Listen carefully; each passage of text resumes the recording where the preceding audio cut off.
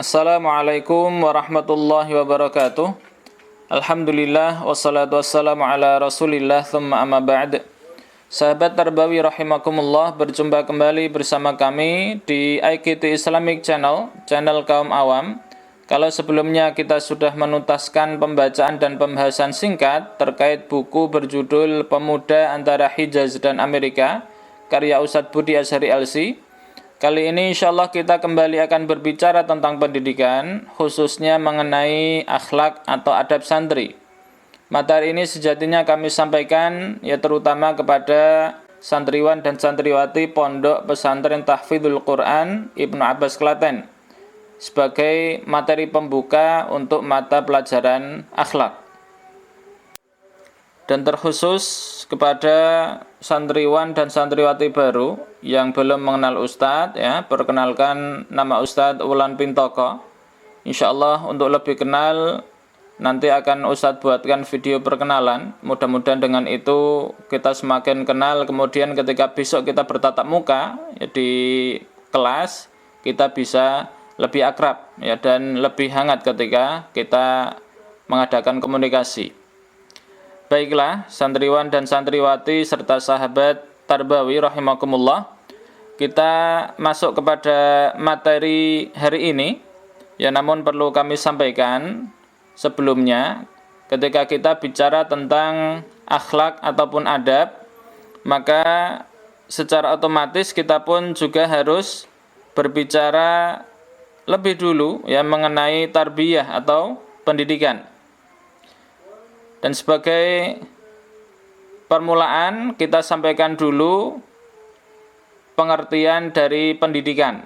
Ya, ini kami ambil pengertian dari tarbiyah dari buku berjudul Manhajut Tarbiyah An-Nabawiyah Litifli karya Syekh Muhammad Nur Swaid Abdul Hafidz Swaid. Ya, beliau menyampaikan dalam bukunya, ya, tarbiyatu hiya amaliyatu bina'i tifli syai'an fa syai'an ila haddit tamami wal kamal. Pendidikan adalah proses membangun anak sedikit demi sedikit hingga mencapai tingkat yang lengkap lagi sempurna. Ya, dari pengertian ini kita tahu bahwa pendidik itu disamakan begitu dengan membangun. Kenapa demikian? Sebab keduanya memang banyak kesamaannya. Di antaranya adalah baik mendidik ataupun membangun itu sama-sama dilakukan tahap demi tahap.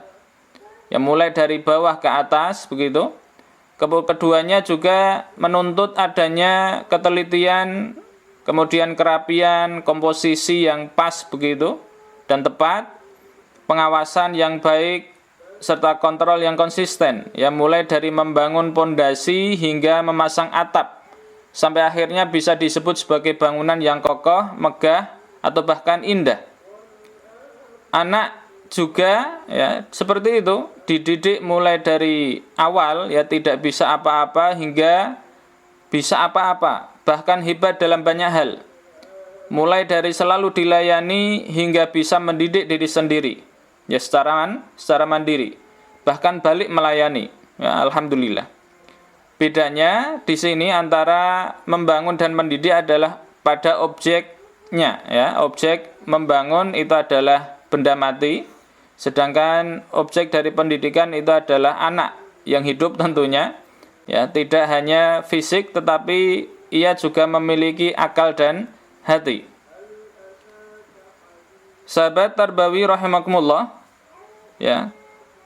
Anak harus dididik sedemikian rupa sehingga ia tetap dalam kemanusiaannya sebagai makhluk Allah yang paling mulia. Jangan sampai ia turun derajat ya. Jadi mirip dengan hewan atau bahkan mungkin lebih rendah. Makanya ada yang mengartikan bahwa pendidikan itu adalah memanusiakan manusia. Mendidik adalah membangun. Satu hal terpenting yang dibangun dalam diri seorang anak adalah adab atau akhlaknya. Lantas apakah yang dimaksud dengan adab itu? Ya, kita lihat adab atau akhlak itu adalah pendidikan tentang kebajikan yang merupakan bagian dari iman. Atau dengan kata lain, ia adalah pendidikan tentang keindahan dan kepatutan tentang urusan agama atau dunia. Nah, kedua pengertian ini ya kami ambil dari buku berjudul Ensiklopedia Tasawuf Imam Al-Ghazali karya Luqman Junaidi. Ya, itu pengertian dari buku tersebut. Nah, kemudian kita di sini juga harus paham ya bahwa pendidikan adab atau akhlak itu adalah pendidikan yang terpenting. Kenapa demikian? Di sini kami sampaikan atau kami utarakan 3 sebab ya. Kenapa pendidikan akhlak atau adab itu adalah yang terpenting begitu. Yang pertama adalah bahwa pendidikan akhlak ini adalah atau merupakan tugas utama diutusnya Rasulullah Sallallahu Alaihi Wasallam. Ya, di mana Rasulullah Sallallahu Alaihi Wasallam itu diutus ya tiada lain tiada bukan adalah untuk menyempurnakan akhlak baik. Sebagaimana sabda beliau ya Sallallahu Alaihi Wasallam, "Innama bu'ithtu liutammima makarimal akhlak." Sesungguhnya aku diutus, kata Rasulullah, ya, tiada lain adalah untuk menyempurnakan akhlak yang baik. Jadi, akhlak buruk dirubah dan diganti dengan akhlak yang baik. Akhlak baik ya pada zaman jahiliyah disempurnakan ya diisi dengan nilai tauhid. Ya, kemudian sebab yang kedua, ini kita persingkat saja, adalah bahwa akhlak mulia merupakan muara ya dari semua ibadah. Sebagai contoh, salat mencegah kita dari hal keji dan mungkar, itu sudah kita ketahui dalilnya. Ya, kemudian zakat membersihkan harta dan jiwa. Puasa ya salah satunya adalah untuk menumbuhkan rasa empati terhadap kaum lemah ya dan seterusnya. Jadi jika ada orang yang ibadahnya tampak baik dari luar, tapi ternyata masih suka berperilaku negatif, maka pasti ya ada sesuatu yang salah dalam ibadahnya, meskipun ibadahnya tetap syah. Ya, kemudian sebab ketiga kenapa pendidikan akhlak adalah menjadi yang terpenting adalah bahwa ia merupakan bagian dari keseluruhan ibadah dan aktivitas keseharian seorang muslim. Ya, dalam setiap ibadah pasti ada ajaran adab yang seyogianya dilakukan.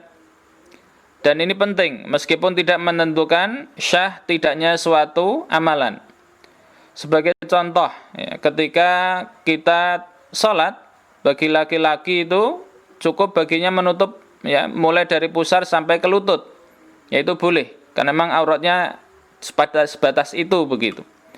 Tapi apakah kita merasa cukup ya hanya dengan atau mungkin pantas begitu hanya dengan itu? Ya, sedangkan ketika kita pergi ke hajatan walimah umpamanya, kita mengenakan baju yang terbagus. Ya, itu dalam hal ibadah. Ya, demikian juga dengan ya atau dalam hal keseharian begitu, amalan keseharian. Yaitu di sana juga ada adab-adabnya dan asalkan itu tidak melanggar batasan-batasan syariat, maka itu diperbolehkan ya. Mulai dari cara menyapa ya, kemudian berbicara, cara bercanda, kemudian bagaimana menyampaikan pendapat ataupun mungkin yang lainnya. Ya. Sahabat Tarbawi rahimakumullah, dalam berbicara masalah akhlak, ya di sini ada 2 catatan khusus ya yang perlu kami sampaikan. Yang pertama adalah bahwa adab itu ada yang bersifat personal, vertikal dan horizontal. Adab yang bersifat personal atau pribadi ya seperti merawat diri agar tetap sehat dan bugar. Ya, supaya tidak zalim kepada tubuhnya begitu. Sedangkan adab vertikal adalah yang terkait dan berhubungan dengan Allah Subhanahu wa taala seperti salat. Dan adab yang horizontal yaitu adab yang berkaitan dengan hubungan antar sesama makhluk. Ya, antar sesama makhluk. Ya, bisa jadi antar manusia begitu, kemudian atau dengan makhluk-makhluk yang lain. Itu ya, kemudian catatan yang kedua adalah yang perlu kita camkan di sini, adab itu ada yang sifatnya lahiriah dan ada yang bersifat batiniah. Ya, lahiriah ya terkait perilaku fisik begitu. Biasanya mengenai sopan santun ya, cara bergaul, dan ada yang juga bersifat batiniah, yakni yang terkait dengan perilaku hati seperti istiqomah, ya, ikhlas, tawakal, dan masih banyak lagi yang insyaallah kita bahas pada bab-bab selanjutnya.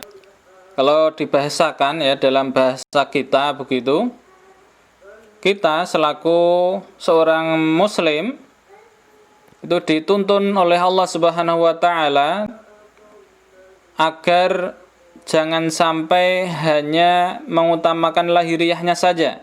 Jadi mirip dengan buah kedondong yang tampak halus mulus dari luar tapi ternyata dalamnya berduri. Ya, atau mungkin juga jangan sampai kita hanya sekedar mengurusi hati terus ya, hal-hal yang bersifat batiniah begitu, sehingga mirip dengan buah durian yang dalamnya memang enak katanya dan baik, tetapi luarnya begitu kurang begitu menyenangkan ya, dari segi penampilan itu tidak menyenangkan. Ya, kita dituntun oleh Allah Subhanahu wa taala dengan syariatnya agar secara hati itu baik, kemudian hati itu terpancar kepada perilaku lahiriah juga dengan tampilan yang baik begitu. Baiklah sahabat Tarbawi rahimakumullah, Mas dan Mbak santri yang salihah luar dalam rahimakumullah. Kita lanjut ke inti begitu dari materi ini, yakni adab santri atau lebih umum kita sebut dengan adab penuntut ilmu ya, adab talibul ilm atau akhlak talibul ilm. Tapi tentunya di sini yang jangan sampai ya salah begitu. Ya, adab meskipun di sini disebut adab santri begitu, tetapi adab ini berlaku bukan hanya ketika antum berstatus sebagai santri. Sebab sejatinya setiap kita ini adalah penuntut ilmu, ya termasuk santri itu adalah penuntut ilmu. Apalagi kita memang sebagai muslim, yaitu diwajibkan untuk menuntut ilmu sepanjang hayat masih dikandung badan. Namun karena pembahasan adab ini sangat luas ya dan banyak sekali macamnya, pada pembukaan ini Ustadz hanya ingin menyampaikan beberapa poin saja sebagai bekal ya dalam keseharian kita begitu, bekal awal sehingga nanti kita bisa mempraktekannya dan itu bisa kita jadikan sebagai pondasi awal ya untuk mengikuti adab-adab yang selanjutnya serta mempraktekannya begitu. Baiklah, adab yang pertama dan yang paling utama ini ya, yaitu apa? Niat ikhlas. Menuntut ilmu hendaknya murni ya, karena mengharap ridha Allah Subhanahu wa taala, bukan yang lainnya ya, siapapun itu atau apapun itu. Ya, jadi jangan sampai niatnya ke yang lain. Dan ini sangat penting dijaga ya, sebab niat adalah penentu arah dan kualitas suatu amalan. Sebagaimana sabda Rasulullah sallallahu alaihi wasallam yang insyaallah kita semuanya hafal meskipun itu bagian awalnya saja, yaitu hadis yang berbunyi innamal a'malu binniyati wa innamal likulli imri'in ma nawa. Ya, al-hadis. Ya, pada potongan hadis tadi kita dapati bahwa niat itu sangat penting ya. Dikatakan sangat penting karena dia menentukan arah dari amalan itu, kemudian juga menentukan hasil dari amalan tersebut. Ya, dapat apa begitu. Kalau ikhlas ya insya Allah dapat pahala dari Allah Subhanahu wa Ta'ala, singkatnya begitu. Kemudian kalau tidak ikhlas, maka itu akan sia-sia. Makanya santriwan dan santriwati yang sangat Ustadz sayangi dan banggakan, sekarang silahkan antum bertanya pada diri kalian sendiri-sendiri, kira-kira antum masuk ke pondok Ibnu Abbas Klaten ini niatnya untuk apa? Bagi yang memang sudah ikhlas karena Allah, ya, minta tolonglah kepada Allah dan hidayahnya begitu, minta tolong dan hidayah kepada Allah agar diberi keistiqomahan dalam keikhlasannya. Kalau masih ada yang niatnya bukan karena Allah, ya segera saja diluruskan. Ya bahkan mungkin Ustadz sendiri ini juga harus senantiasa ya hati-hati begitu. Kemudian yang niatnya mungkin ya karena pengen dipuji, karena nanti dengan kepintarannya begitu, atau mungkin dengan hafalan yang sudah banyak, ya itu juga tolong diluruskan. Apalagi yang mungkin masuk ke pondok, ya seperti Ustadz dulu, itu hanya pengen uang saku yang banyak umpamanya, atau mungkin pengen mendapatkan teman, ya sebanyak-banyaknya, atau bahkan masuk ke pondok hanya ingin dapat ijazah, maka silahkan segera luruskan kembali niatnya, perbarui niatnya. Nah, ketika kita beramal ikhlas karena Allah, maka kebesaran, ya, keagungan, kewibawaan, pencapaian tinggi di sisi manusia dengan izin Allah tentunya tetap ya akan kita dapatkan. Ya mudah-mudahan jika itu datang, keikhlasan itu tidak terkikis dari hati kita. Dalam hal ini guru kami Ustadz Hanif Fakhruddin pernah berkata kepada kami, menyampaikan pesan dari kiai beliau sebelum beliau lulus dari pondok. Ya kiainya pernah menyampaikan begini, akhlisu fil a'mali takunu a'lad darajati. Ya, ikhlaslah dalam beramal, niscaya kalian berada pada derajat yang paling tinggi. Ya sekali lagi, ikhlaslah kalian dalam beramal, niscaya kalian nanti akan berada pada derajat yang paling tinggi. Ya, kemudian adab yang kedua yang perlu kami tekankan adalah husnuldzon atau berbaik sangka.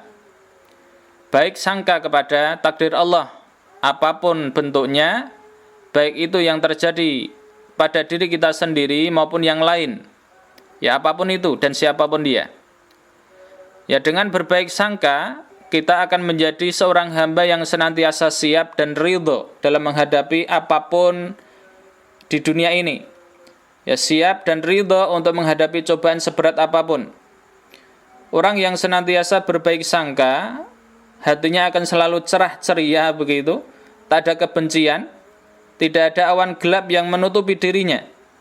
Ia selalu mandang sesuatu dengan pola pikir positif, senantiasa optimis. Dia pantang berputus asa dari rahmat Allah, baik untuk dirinya sendiri maupun untuk orang lain. Nah, ini terkhusus untuk para santri. Ya, mohon dicamkan, santri yang selalu berbaik sangka kepada pondoknya, berbaik sangka kepada para pengasuhnya, pada temannya, ya, dengan izin Allah akan tumbuh dan berkembang dengan baik sehingga menjadi pribadi yang berjiwa besar. Dan nantinya seberapapun sakitnya hati ketika dizalimi, seberapa berat dan susahnya melawan nafsu untuk tidak melanggar aturan, seberapa sumpeknya perasaan ketika ditegur atau bahkan dimarahi pengasuh, dan seberapapun sulitnya mengatur serta menjalani aktivitas yang begitu padat, ya, dengan target-target yang memang harus dicapai dan bahkan dilampaui, seorang santri yang selalu berhusnudzon, ya, akan mendapati dalam hati dan pikirannya cahaya, ya, cahaya yang menuntunnya untuk tetap yakin bahwa semua yang ia lalui itu, ya, dilalui dengan dalam rangka beribadah kepada Allah, beribadah hanya kepada Allah semata, pasti akan mengantarkannya menjadi pribadi yang unggul, pribadi yang tahan banting, pribadi yang berjiwa besar, sekaligus menjadi hamba yang dikasihi oleh Allah Subhanahu wa Ta'ala. Itulah baik baik sangka, husnudzon. Baiklah, sahabat tarbawi rahimakumullah, masuk kepada adab yang ketiga yang wajib kita praktekkan begitu. Apa itu? Yakni rendah hati, yang sering kita sebut dengan tawadhu'. Sebagaimana ikhlas dan husnudzon, tawadhu' ini letaknya juga ada di hati. Bukan ya semata-mata terkait dengan sesuatu yang bisa dilihat atau tampilan fisik saja. Adab atau akhlak tawadhu' inilah yang mengantarkan hamba pada perilaku kesopanan dan kesantun yang tulus. Ya, sebesar apapun pencapaiannya, ya seberapapun tinggi jabatan dan pangkat yang disandangnya, seberapapun banyak kekayaan dan ketenaran yang ia raih begitu, ya jadi kesopanan dan kesantunan yang memang tulus, ya tidak dibuat-buat atau dimanipulasi, karena memang orang itu bisa berakting ya dengan cara bersopan santun, ya bertutur kata yang nampaknya manis begitu, tapi ternyata hatinya ya tidak semanis yang dia ucapkan begitu, ya tidak sebersih yang dia sampaikan, ya bahkan mungkin bertolak belakang. Nah, kemudian ini koreksi bagi ustadz pribadi umpamanya, ya seorang guru yang tawadhu', ya kelemah lembutannya dalam mendidik, ya yang bersumber dari hati yang tulus, itu akan menyentuh sanubari, ya menyentuh hati nurani dari murid-muridnya, ya baik itu cepat ataupun lambat. Ketawaduan yang memang itu diiringi dengan doa baik untuk anak didiknya dan lembaga tempat ia berkhidmah untuk mengabdi, ya ia tetap tegas memang ya dalam menjaga disiplin santri. Ketegasan itu dibalut dengan kelemah lembutan, ya seorang guru yang penuh kasih untuk murid-muridnya. Dan itu dilakukan ya tanpa peduli seburuk apapun timbal balik yang ia dapatkan. Yaitu guru yang tawadhu'. Jadi tidak ada kata merasa lebih tinggi ya secara kualitas hati daripada murid-muridnya. Ya, itu disertai dengan doa yang tulus untuk mereka dan untuk lembaga di mana dia mengabdi. Ya, begitupun para murid atau santri. Ya, sahabat tarbawi rahimakumullah, murid yang tawadhu' tak akan marah ketika dia ditegur dan dinasihati. Tak akan dendam ketika dimarahi. Ya, tetap berlemah lembut ketika dalam posisi menang. Ya, kemudian murid yang tawadhu juga tak akan merasa malu untuk meminta maaf ketika memang salah. Tak akan enggan untuk memperbaiki hubungan baik dengan orang yang menyalahinya. Ya, sesakit apapun hatinya begitu. Tak akan pungah ketika dipuji, tak akan tinggi hati ketika berada di puncak prestasi. Ia sadar benar ya bahwa semua pencapaiannya itu adalah atas izin dan hidayah dari Allah Subhanahu wa taala. Tanpa itu dia tidak apa-apa begitu. Tanpa itu dia bukan apa-apa. Ia pun sadar benar bahwa lawan dari tawadhu itu adalah takabur. Jadi kalau tidak tawadhu itu ya takabur begitu. Lawan rendah hati adalah kesombongan, ya congkak dan kepungahan. Ia sadar benar, ya santri yang tawadhu tadi itu sadar benar bahwa dengan tak mendengar, ya dengan tidak mau mendengar nasihat baik dan meremehkan manusia, itu sudah cukup baginya untuk masuk ke dalam golongan orang-orang yang sombong. Sebagaimana sabda Rasulullah sallallahu alaihi wasallam. Bunyinya bagaimana? Ini yang terkenal juga ini hadisnya. Bunyinya kurang lebih seperti ini. Al-kibru batarul haqqi wa ghamtun nasi. Kesombongan adalah menolak kebenaran dan merendahkan orang lain. Sekali lagi, kesombongan itu adalah menolak kebenaran dan merendahkan orang lain. Ya siapapun itu. Kemudian, ya murid yang tawadhu itu akan selalu sadar akan status dirinya ya sebagai seorang penuntut ilmu. Di mana seorang penuntut ilmu itu ya sudah seharusnya senantiasa berusaha untuk menjaga sikapnya dengan baik kepada siapapun dalam kondisi apapun dan dimanapun. Itu seorang talibul ilm yang sesungguhnya. Dan yang tak kalah pentingnya ya Mas dan Mbak semua, ya tolong ini betul-betul diingat supaya ilmu kita berkah begitu sebagai seorang murid, ya sebagai seorang talibul ilm. Apa itu? Seorang murid yang tawadhu, ya, seberapa sulitnya menghadapi seorang guru atau syekhnya, itu akan selalu menyempatkan diri untuk mendoakan kebaikan bagi para pengasuh atau gurunya. Ya, dan juga jangan lupa dia juga mendoakan kebaikan dan kemaslahatan begitu untuk tempat dia menuntut ilmu. Kalau kalian ya sekarang di Ma'had Ibnu Abbas. Ya, kemudian yang terakhir ini ya, yang juga sangat penting untuk kita perhatikan adalah terkait penampilan fisik ya. Penampilan fisik. Ya memang dalam menilai kualitas amalan, Allah Subhanahu wa taala itu memang selalu mengedepankan untuk melihat kondisi hati seorang hamba dulu ya sebelum tampilan lahiriahnya. Namun ya juga mesti kita pahami ya bahwa Allah itu menyukai keindahan. Dan keindahan itu tidak bisa dicapai dengan ya tampilan yang buruk ya. Keindahan itu bisa dicapai dengan tampilan lahiriah yang baik. Ya, secara singkat Ustadz katakan bahwa penampilan fisik dan performa lahiriah akan sangat membantu kita dalam berdakwah.